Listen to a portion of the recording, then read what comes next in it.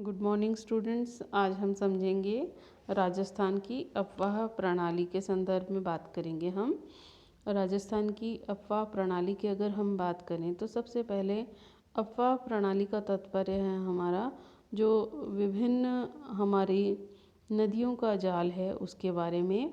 और अफवाह की जब भी बात आती है तो सबसे पहले उसे जल विभाजक के द्वारा समझा जा सकता है कि वे स्थान जो ऊंचे हैं काफ़ी, वे अपने आप में इन जल स्रोतों के बीच में जल को विभाजित करने का कार्य करते हैं, इसलिए उन्हें हम जल विभाजक के नाम से जानते हैं। सबसे पहले आप ये देखिएगा, इस राजस्थान के मैप के अंतर्गत आपको ये बीच के अंतर्गत छोटे छोटे डॉट से आपको एक रेखा नज़र आ रही है जो उत्तर पूर्व से लेकर दक्षिण के अंतर्गत दक्षिण पूर्व में आप देख रहे हैं, साबी से लेकर साबरमती के नीचे जा रही है। आप ये देख रहे हैं, इधर ऊपर साबी और इधर नीचे दक्षिण पूर्व के अंतर्गत ये आप देख रहे हैं, इधर से छोटी छोटी डॉटेड रेखा नीचे तक जा रही हैं।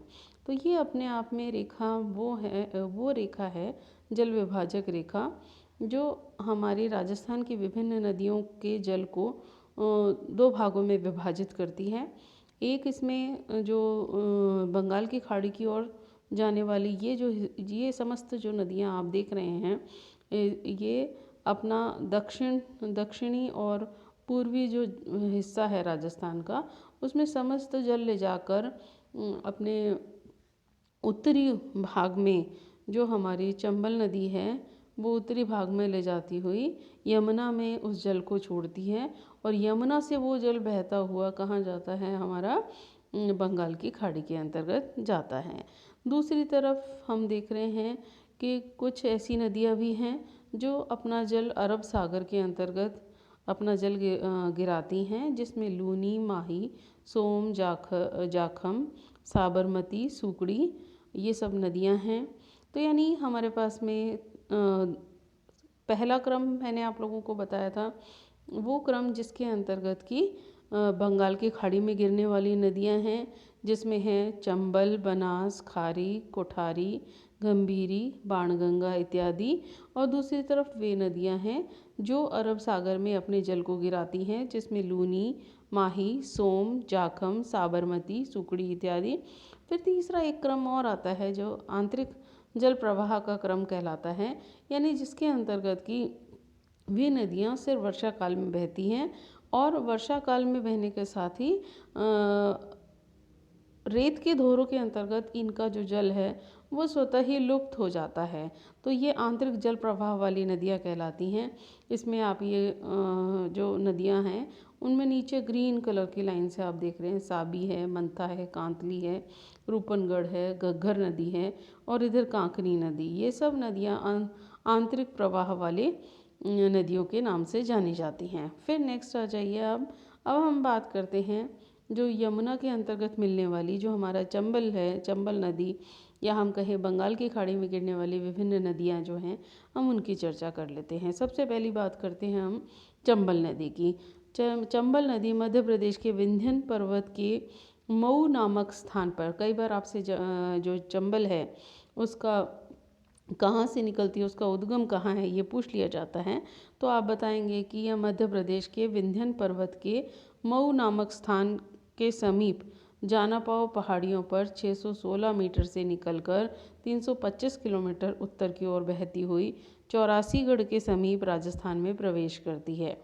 मध्य प्रदेश तथा राजस्थान के मध्य 241 किलोमीटर की लंबी सीमा बनाती हुई ये इटावा के समीप यमुना में मिलती है। ये आप इधर देख रहे हैं, राजस्थान के पूर्वी भाग के अंतर्गत ये उससे मिल जाती है। और चंबल की कुल लंबाई 966 किलोमीटर है, तो जिसमें से 210 किलोमीटर लंबाई राजस्थान में है।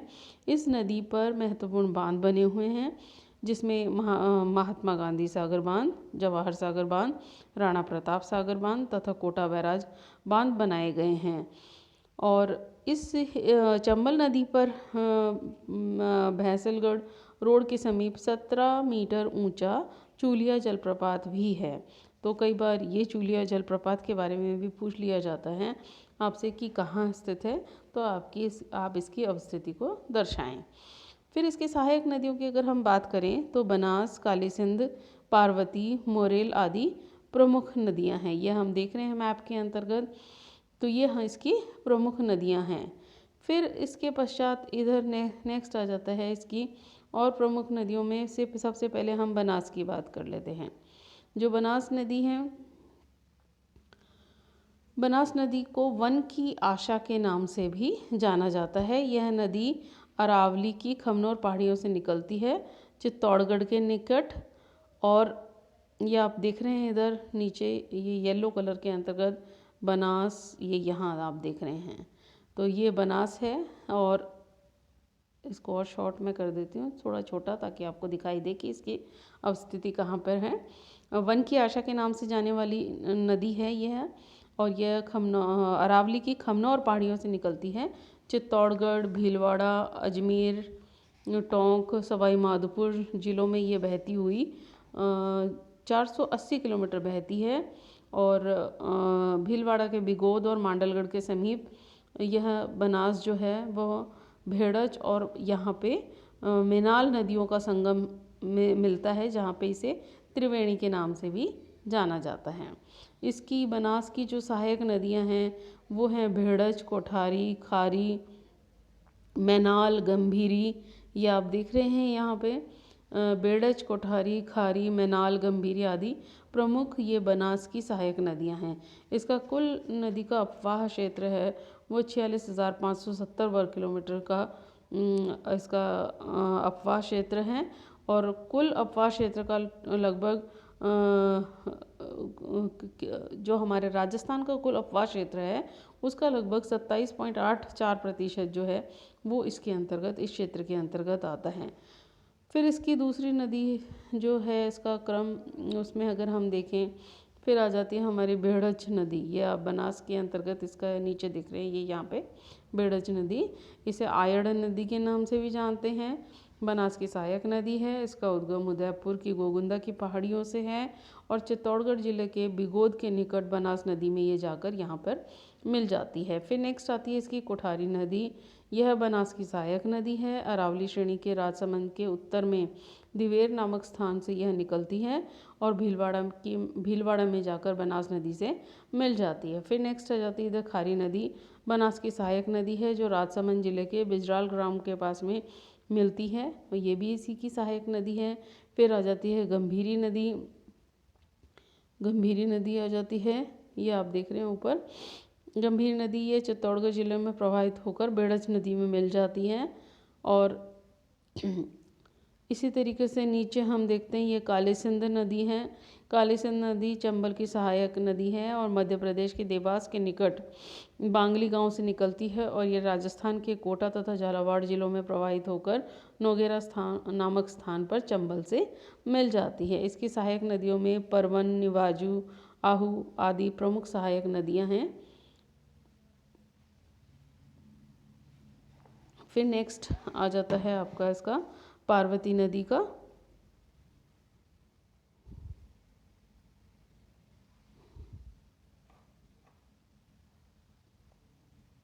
नेक्स्ट आप इसमें देखेंगे ये पार्वती नदी।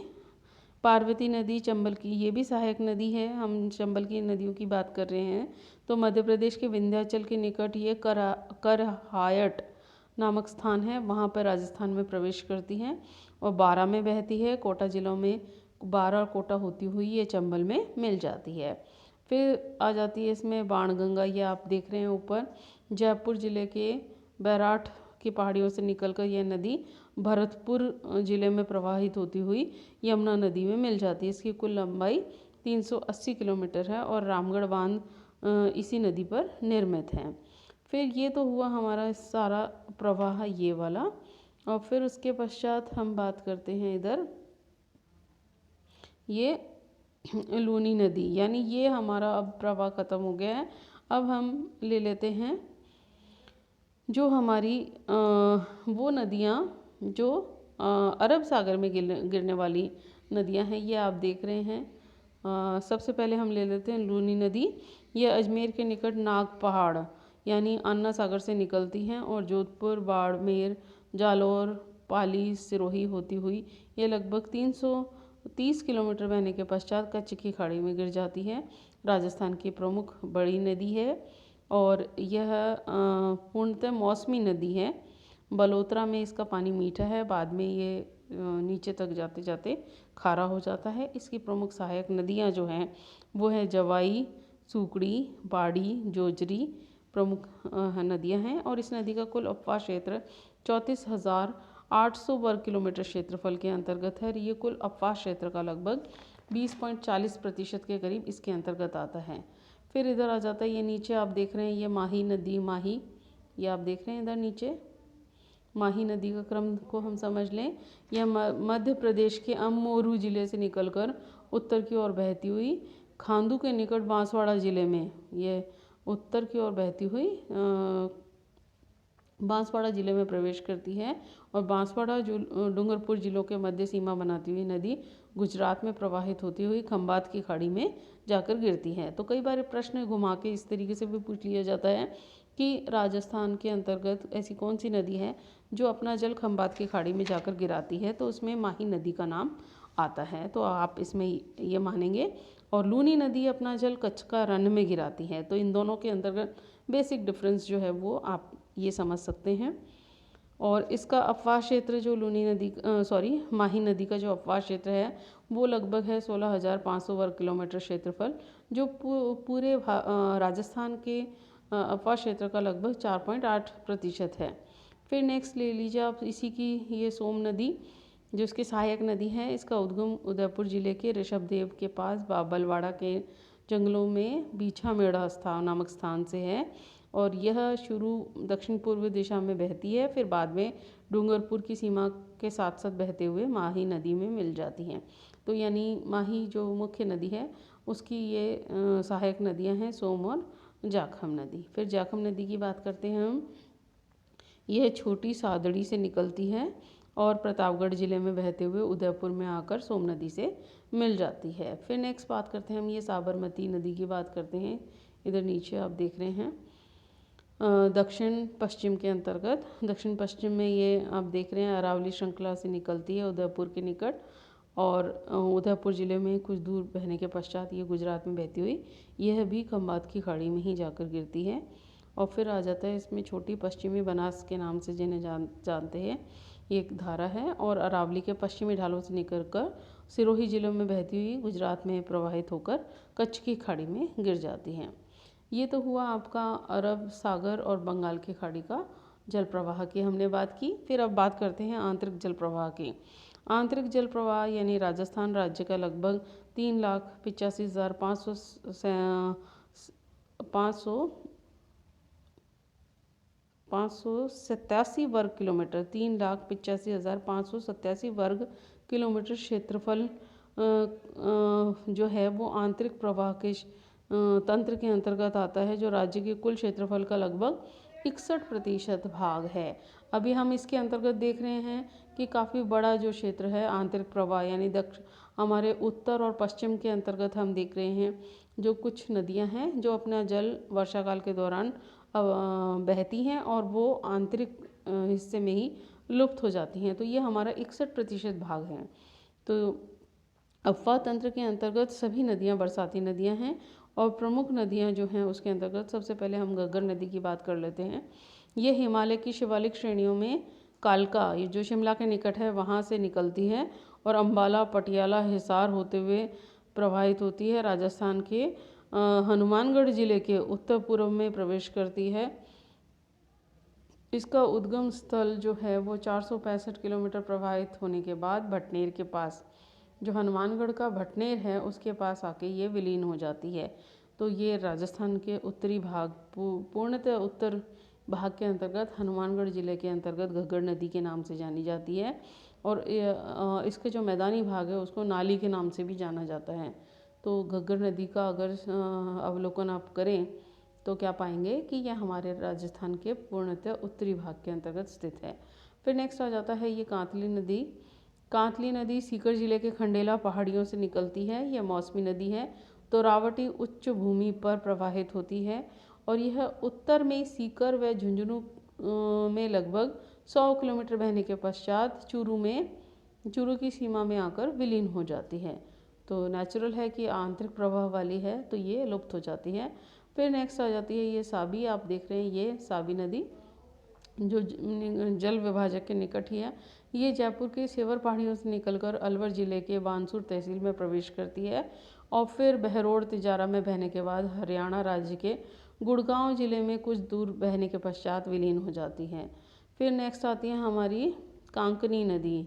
ये हमारी हम देख रहे हैं पूर्णतः पश्चिमी भाग के अंतर्गत, राजस्थान के पश्चिमी भाग के अंतर्गत जैसलमेर जिले के निकट कोटरी गांव की पहाड़ियों से निकलती है और उत्तर पश्चिम में बहने के पश्चात उत्तर से पश्चिम दिशा में बहने के पश्चात बुझ झील में गिर जाती है और इसे स्थानीय भाषा में मसूरदी नदी भी कहते हैं।